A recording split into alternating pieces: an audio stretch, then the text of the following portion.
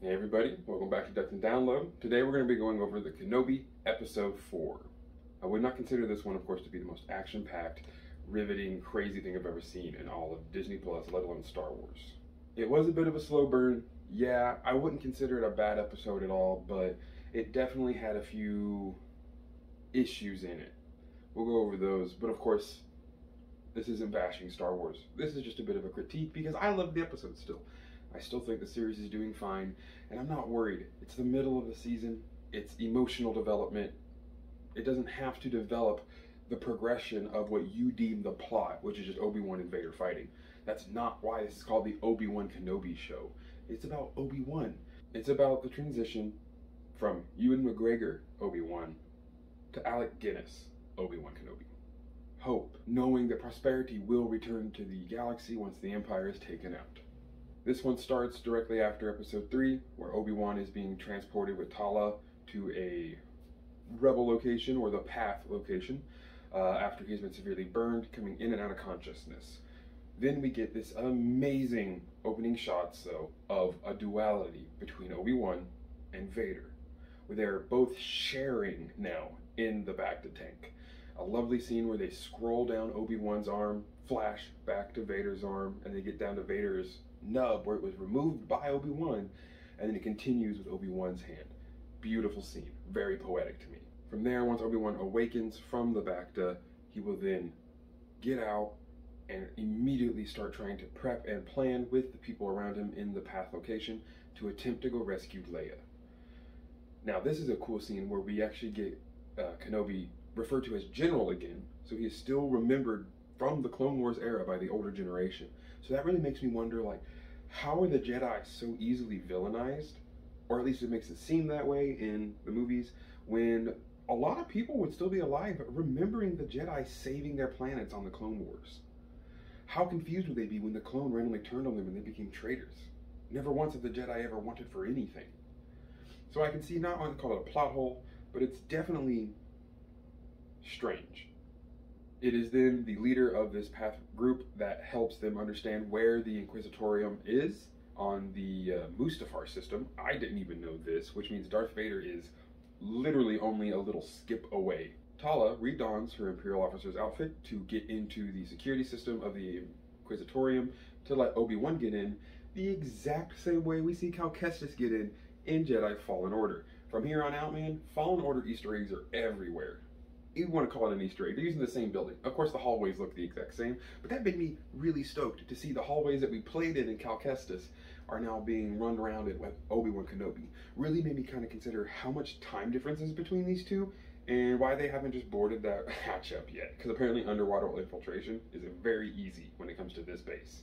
Tala gets through the main security checkpoint by pulling the I'm your boss move, and you know, the classic thing of, I'll just tell the Grand Inquisitor, Vader, Palpatine, whatever high-ranking Sith is in the area, you didn't let me. It's a common trope, but it's one that's actually extremely easy to do. No one wants to get in trouble. Within my job, I know exactly how it feels, though, that people will literally just blank you out if you're walking anywhere with a tool bag and a ladder. No one wants to get in maintenance's way, and no one wants to get in your boss's way. So it's actually a very easy thing to get someone convinced that they're going to get in trouble if they don't just do what you say. Humans are pretty easy to convince when it comes to their own self-interests. Once she gets through, though, this is when things get a little weird. Tala's scenes are honestly the most breaking for me and really pull me out of it from time to time. She is sitting next to like 4 other Imperial officers, talking just like this into her handset, which is really cool because it's the same exact handset that we see Luke and Leia and all them use in the Death Star, so that's a pretty cool parallel. But I digress. Not whispering, not acting quiet. She literally says, "What do they have down there?" And a guy looks at her. She's kind of the worst spy ever, I'm not gonna lie. She's not a very good spy. And she has like 0 poker face. With her in the access system, though, she is able to kind of tell Kenobi that there is some issues with some recon droids going around. There's also, of course, issues with the locked doors, but she's able to handle that pretty well. The recon droids she can't deactivate because someone comes up to her and at this moment goes, "What are you doing here? This is my chair. This isn't your station." To which she goes around a corner, 10 feet away from everybody and somehow kills and or knocks a dude out. No one notices. No mouse droid, no surveillance system, nothing. Okay, this is literally a prison for Force sensitives and the Inquisitor's playground with some of the highest ranking Jedi purging stormtroopers and purge troopers available. What? We get some really fun little like stealth ops. Obi-Wan Kenobi finally reusing his Force powers to either Jedi mind trick or I think maybe actually just thud on the hull to cause some stormtroopers to be like, what's that? Same thing he does on the Death Star again. Lovely parallels between all of episode 1, 2, and 3 to 4 in Kenobi, correlating to episode 1, 2, 3, and 4 of the sagas. I mean, episode 4, we have the Death Star saving Princess Leia and a infiltration mission. Same thing here, save Princess Leia, infiltration mission, dressed as Imperials. I actually really enjoyed the parallels between the episodes of Kenobi and the episodes in the Skywalker saga. So during this scenes where there is infiltration of the Inquisitorian base, Leia has constantly been having a back and forth with Reva as she tries to interrogate Leia for the Path's location. We get to see Leia being her normal smart-ass little self and really giving it to Reva, and Reva's kind of enjoying it in a sense. She can really almost, I feel like, see herself in Leia, because Leia was in that spot that she was in. Reva was in that chair. Reva was in that room being mentally abused and tortured until she became an Inquisitor. So she maybe feels a bit for Leia, or she's just using her. We don't know yet. Reva's kind of an enigma, and I like that. I don't know if she's trying to turn on the Sith and kill all of them because she hates Force users because of what happened, or if she just hates Jedi now because she was turned. It's fun. But that same enigma in Reva happens in Leia. We don't know how powerful she is, but we know she's strong. Reva uses the same trick Kylo uses to try and get into Leia's mind, and this is one of the coolest things I've ever heard in my entire life. 10-year-old Leia stares directly back at Reva and just goes, "Is this a staring contest?" Once Reva drops the Force persuasion or the Force mind trick, you see Leia kind of relax and really kind of like sigh into it. So she was actively resisting and doing a very good job, just like Rey did against Kylo. Proving again, this young Leia is a badass and extremely strong. But as Reva then learns that she's just being cheeky and being a little rude to her, she eventually gets fed up with it and takes Leia to an interrogation chamber. As Obi-Wan is getting through these corridors, he finally comes upon a large blast door with red Imperial insignia on it, really making me rethink of the old Sith Imperial emblem, which, you know me, I'm an Old Republic fiend, so I'm all there for that. Once Obi-Wan enters this room, this is where we see the great prison or housing storage unit, where a lot of, or if not all, the Force sensitives that the Inquisitors have come across and either killed or somehow put into a stasis in this amber-like stasis field substance. The first person we're actually going to talk about, and a nice little Easter egg, and the very first one that Obi-Wan looks at, is Master Senube. That's right, this is the Master from the Clone Wars who goes on a special mission with Ahsoka. He is also a teacher of a lot of the younglings. So that was a kind of cool Easter egg and a real blow. So they've already gotten themselves a few Jedi Masters in there probably. Then we also come later to a woman wearing a strange dress and a strange headdress. Some people might think it's a Night Sister. I'd say it's definitely someone from a Force-sensitive cult, maybe a Bindai monk, maybe a Night Sister, or maybe just like some Path of the Exile Darkness kind of Sith worshippers that aren't actually whatsoever Force inherent. Because of course we have groups like the Knights of Ren and so many other groups that understand Force sensitivity, but do it in a completely different way. And then there's a few other faces we see, can't really pick them out. If you guys know who they might be, put a comment down below. The last one though, impactful, is one of the younglings we saw in the opening credits, which really furthers my thing that girl was Reva and that she was taken and she turned into Inquisitor while the rest of them did not. It is at that moment where he is looking at the youngling that he hears Leia scream, because she had been taken to the interrogation chambers. And this is where Tala's bad acting and horrible poker face really come into play, because she gets Reva to go back by saying this is a can't wait kind of meeting, and informs Reva about where she might know what the path is. While all this is going on, we get a lovely Force Unleashed Easter egg, didn't see this one coming, where Obi-Wan in the pitch black room surrounded by red lighting takes down 2 stormtroopers to save Leia from the interrogation chair. I absolutely love Sam Witwer, by the way, because of course this tweet where he talks about Obi-Wan stealing everything from him again, Kenobi. I love Sam Witwer so much. He is an absolute geek idol. From there, Obi-Wan is able to help Leia out, and they begin to start making their way back, trying to get away from some of these recon droids, and again, stealth ops style. While on the other side, Tala is literally sitting there going, no, I'm an Imperial officer. And I'm not saying that the actress is doing bad. No, she did amazing. Yes, she's supposed to be afraid. She's supposed to be fearful of these Inquisitors she's trapped. That any moment she knows Reva could ignite her lightsaber and cut her into ribbons. So I think the actress did an amazing job showing her fear. I just think Tala, the character, should be a little bit more hardened and not show any fear. Sadly, of course, eventually, as we knew this was going to happen, it can't be an easy mission like this. Just like with the Death Star, they are alerted to the presence of the intruders because a recon droid does actually notice Obi-Wan Kenobi and Leia and sets off the Imperial alarms, which are the same we hear in A New Hope.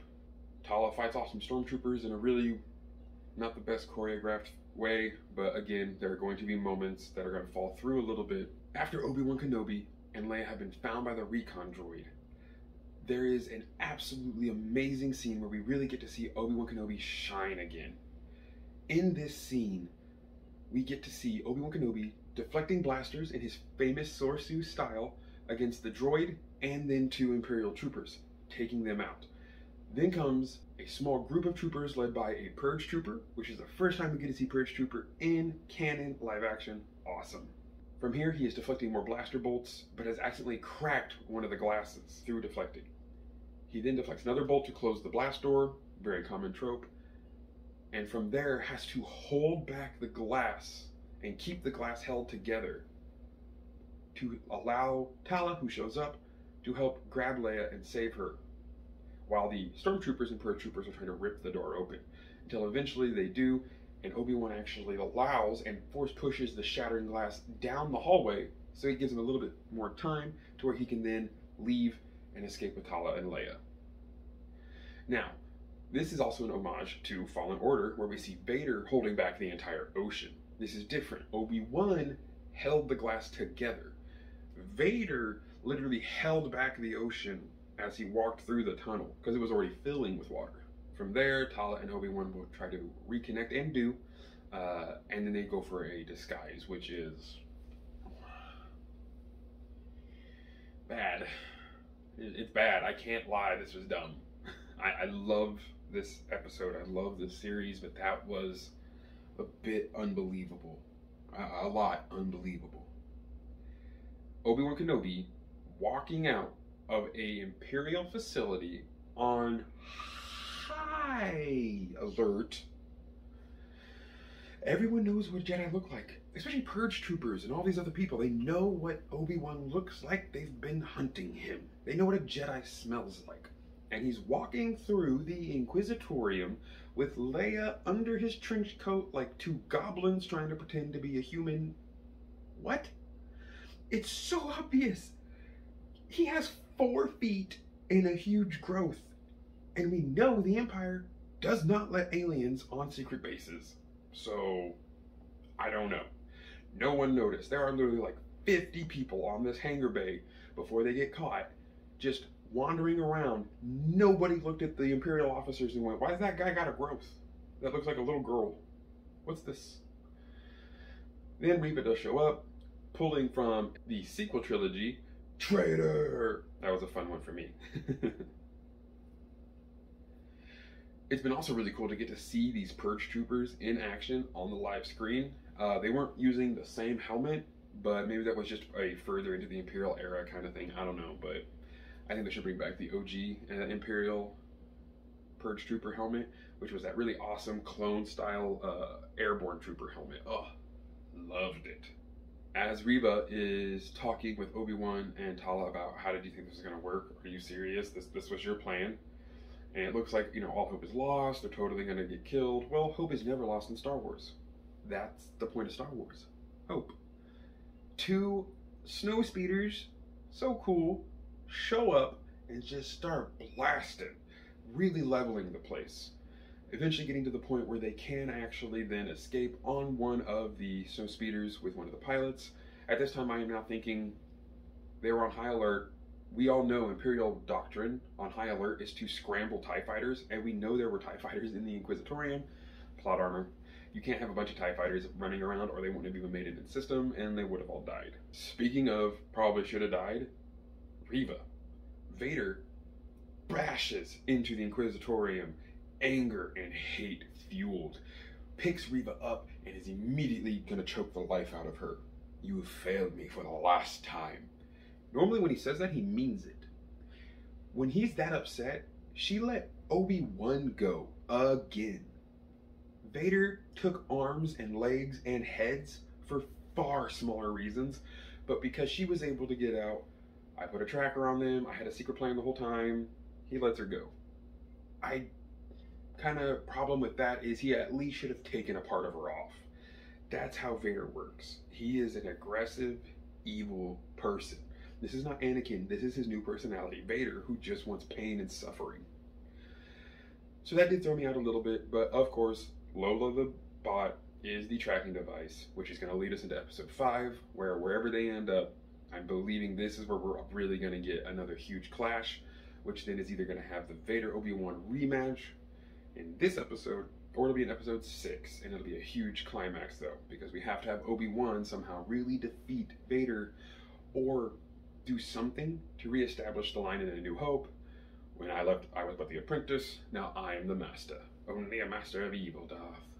So, let me know what you guys thought, but this one did progress the plot, like a lot of people might want to argue against, because the plot is Obi-Wan Kenobi and his emotional progression. Not physical, it's not about the fighting, it's not about the galaxy. This is about Obi-Wan in here. So, of course, like, subscribe, and comment down below what your favorite part of this episode was, or what your least favorite part of the episode was. It's okay to critique as long as we do it to each other with smiles and laughter and never bash the actors or actresses. Remember, they're not the ones that made the person do this, they're simply the ones who deliver the lines. Thank you all so much for talking Star Wars. I look forward to seeing you in the next one.